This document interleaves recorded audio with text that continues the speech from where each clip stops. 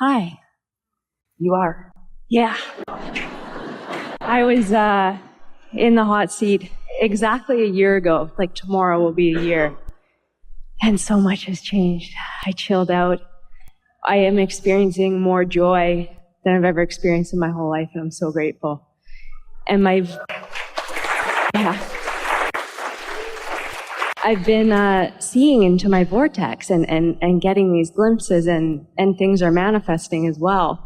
And it's intoxicating. I want more of it. And my question is... We like it when you are paying attention to your vibration enough that you know that you're in vibrational proximity to what's in the vortex, so that you can have those glimpses, because that's extra satisfying, isn't it? Yeah. So your question is? So I have those experiences, and I get the impulses, and I follow them, and I see my vortex, and I know what's happening now because I have the conscious awareness. Like, oh, it's my vortex. And I'm wanting to understand how I more specifically, when I decide that I have a goal or a tangible, like I want to create this end result. And that's where I seem to get a little stuck in creating it. Feel the tension in that. I want to create this end result, which is as if to say, now is irrelevant. The end result is what I want. And meanwhile, I'm in vibrational limbo, which is not true. Yes. A better intention is, I want to feel joyful in the unfolding of this, whatever it is. I want to savor it. I want to get all the juice out of it. There are some things that you enjoy doing that you don't really want to rush to the end of. You know what we mean? We're talking specifically about eating an ice cream cone. And so, what's the rush? If there's pleasure in the moment, what's the rush? What's the rush? And you all are not very good savorers, except for a subject or two. You are so eager to get to the end result that you introduce unnecessary angst as you're trying to get there too fast. Esther remembers as she was a little girl living in a little town, and she didn't have a bicycle, and she walked most everywhere. And there was no place that was very far, but sometimes she would be in a hurry, and she just couldn't make her little body move fast enough to where she wanted to be. And she felt this sort of urgency between wanting to close the gap between where she was and where she wanted to be. And it took a long time for her to start enjoying the journey and enjoying the path and singing a song and enjoying where she was. And the thing that makes you all not very good savorers along your way is that you create unnecessary time crunches for yourself. You have a time shortage consciousness or a money shortage consciousness sometimes that makes you in a hurry to get over there. But we want you to try to soothe those things and realize that there's no shortage of time. It just feels that way when you're not utilizing the awesome power of non-resistant thought. There's such leverage in alignment and such lack of leverage in lack of alignment, and you all get impatient because you're in lack of alignment and trying to use your action to fix what can only be fixed through alignment. That was a lot, wasn't it? And so once you get out ahead of this and you care mostly about how you feel, and we know you do, and then you become a more deliberate savorer, where you're not in such a hurry to be someplace better than where you are or improved over where you are, but instead your appreciation is about the desire that is calling you forward, and you've practiced the ease in that, because desire that's calling you feels so delicious unless you think you don't have time. Desire that's calling you feels so delicious unless somebody else is telling you shouldn't go there and you're believing them. Desire that's calling you feels so wonderful unless you've got your own stick in your own spoke and aren't letting yourself move in the direction of that. It really is that way. So can you give me a specific intangible to do with my thoughts in those times? Like when I'm going to get really specific, like I'm a teacher. I teach spiritual principles and I teach on sex and relationships using a lot of this energy stuff. And so I'll be like launching a specific program and I'll have an end result in mind of like, I want to have this many students in my program and I want to make this amount of income. And how do I hold that desire, like the desire for that outcome, and still be in that flow, enjoying the savoring and the pleasure without getting all crunchy about it. What happens, and this is an important conversation to have with deliberate creators who have come through a sort of mindset of goal setting and things like that. The thing about setting a specific goal is that it's like you have this stick called X a number of dollars that I want or need or expect. And when you pick up the stick is already predisposed to be active on one end or the other. So if your stick is already predisposed to be active on the not enough end of the stick, then every time you set a goal about that, you just activate where you are. You get that? So could it be more effective to kind of let go of the end result altogether and play with that? It's helpful when you know that money's the bugaboo to leave money out of the equation for a while and think about the fun you're having and the evolution of your program. Jerry said to Esther on several occasions as they were moving along, "So it's the money you care about?" Esther said one day when she was being harassed, not really, felt like it, by a publisher, not really, felt like it, to get something done. And she said to Jerry, we put thousands of hours into one of these, and do you see how much money comes from it? And Jerry said, "So you're doing it for the money now, huh?" And she wasn't. It just got kind of out of balance in this comparison. It was just her defensiveness because they wanted her to do something she didn't feel like doing.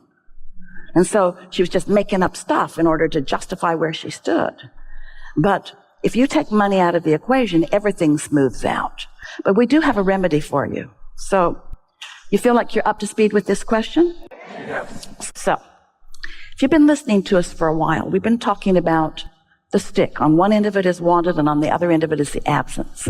And whenever a subject is activated, you can tell by the way you feel what your proclivity is, which end of the stick is your default go-to. Just meaning what you expect, just meaning how you usually think about that. And often, how you usually think about something is not helpful. And yet, law of attraction perpetuates how you think about it. So, what do? This continuum of life, my mother felt that way, and I feel this way, and therefore law of attraction brought me evidence that compounds my thinking this way, and now, Abraham, you just want me to think another way? Yeah, pretty much.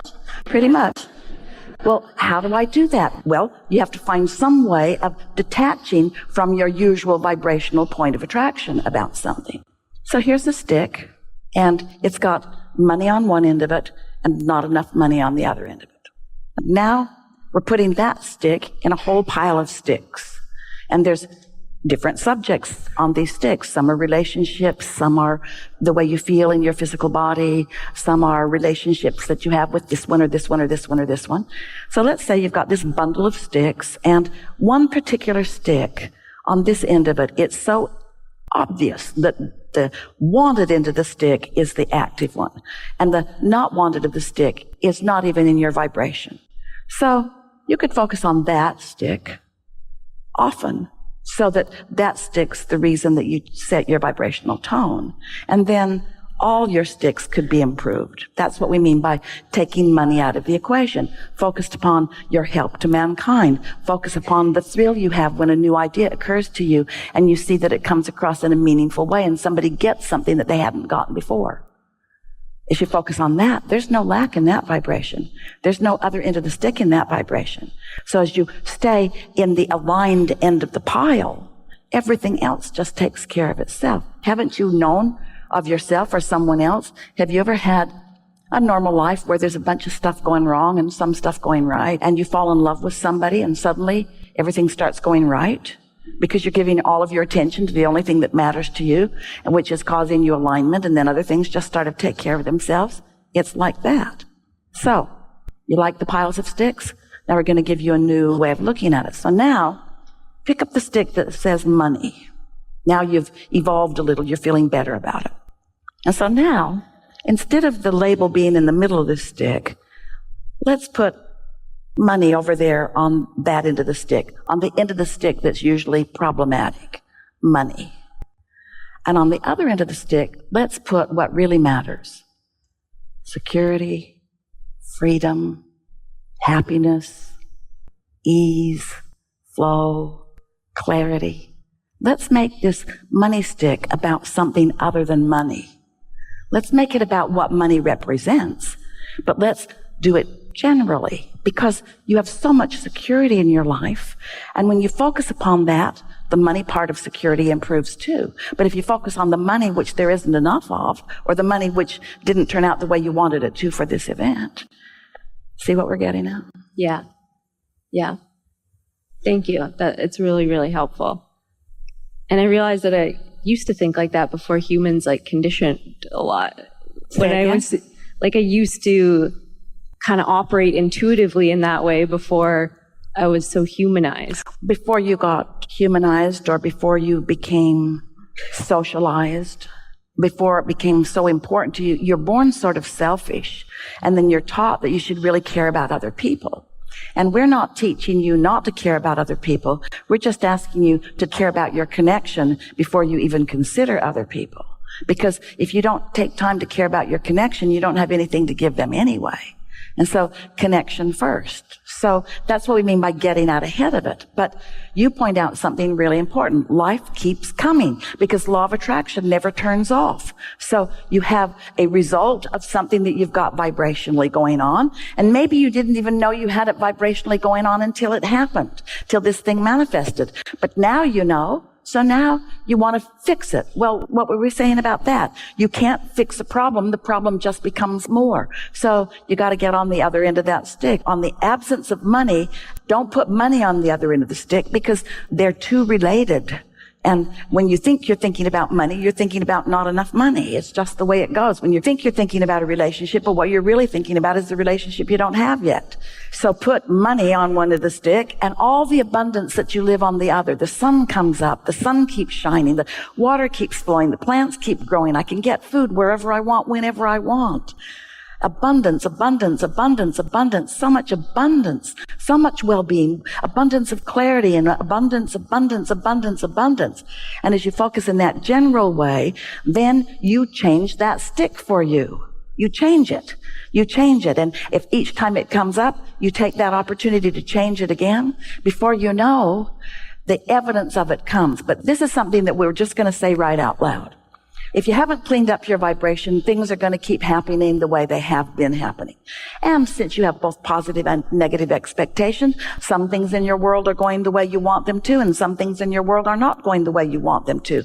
But for the most part, it's happening and you're responding, so it happens, so you respond, so it happens, so you respond, so it happens, so you respond, so it happens, so you respond.